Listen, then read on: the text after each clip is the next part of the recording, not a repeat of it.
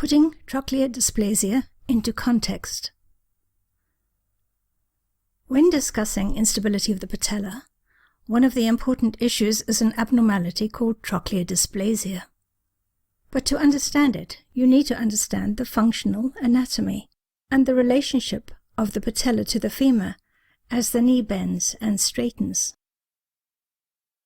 Trochlear dysplasia is a poorly shaped groove in the femur where the patella runs. It may contribute to patellar instability, but its diagnosis is frequently missed, and patients may be unaware of this underlying problem in their own knee. So in this video, we will look from different angles at the patellar area and see how the relationships of the structures change throughout the normal excursion of the knee from straight to bent. Firstly, in order to fully understand the patella, one needs to understand how it is a link in a functional chain. In this picture from the side, you can see what I mean. Many papers stress that the patella is a sesamoid bone, but the reader may fail to appreciate the significance of this.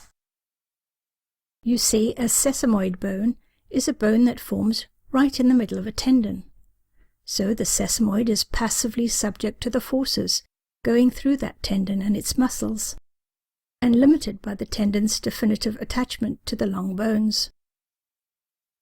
The big bones of femur and tibia form a sort of hinge arrangement with one another, but the sesamoid patella is right in the middle of the tendon of the big quads muscle that makes up your lap. The bit of the tendon below attaches to the tibia at a fixed point, while the bit above integrates with the quads muscle. Now let's just remove the quads muscle and the tendon above the patella and get an idea of what happens to the patella itself when the knee moves. Imagine the person sitting on the edge of a table and swinging the lower leg back and forth.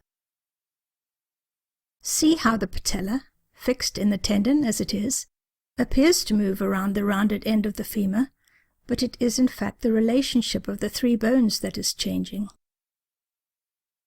Let's now look at this from an oblique angle, because this part of the femur is a very particular shape. You can see that the femur has two rounded ends, with a groove between them. And as the knee bends, the patella has to traverse this groove. This is called the trochlear groove. At the top it becomes flat, and it is deeper lower down, so that the patella engages more fully when the knee is bent, and less fully when the knee is straightened. Note that the undersurface of the patella is exposed and covered in shiny white joint cartilage, and is in touch with the shiny white cartilage at the end of the femur bone. If we now remove the tibia and the tendon below the patella and just look up from underneath at the relationship of the patella and the femur, at the upper end of the groove, this is what it looks like in a normal knee. The walls of the groove are quite steep, and the undersurface of the patella snugs comfortably in the groove. You may notice that the one wall, the lateral one, is a bit higher than the other, but this is normal. Sometimes, however, the anatomy at this upper end develops wrongly, and this nice snug fit is simply not there. The groove may be shallow or flat, with the undersurface of the patella tending to mirror this anomaly. Or the groove may even be convex, forming a raised bump on the lateral side, sometimes dropping away steeply to an underformed or absent wall on the medial side. Again, the patella may mirror the anomaly. Can you see how readily the patella could become unstable as the knee is straightened? Now, most of this anomaly occurs at the top of the groove, a region not that well visualized in the standard merchant view X-rays ordered for patellar problems. The problem is outside of this view, at the upper end of the groove. A similar sunrise view, with the beam entering from below rather than from above, offers better evaluation. The best view, however, for diagnosing trochlear dysplasia is the lateral view, taken from the side. But it is very important that it is a true lateral view, because the signs may be missed if the view is even slightly oblique.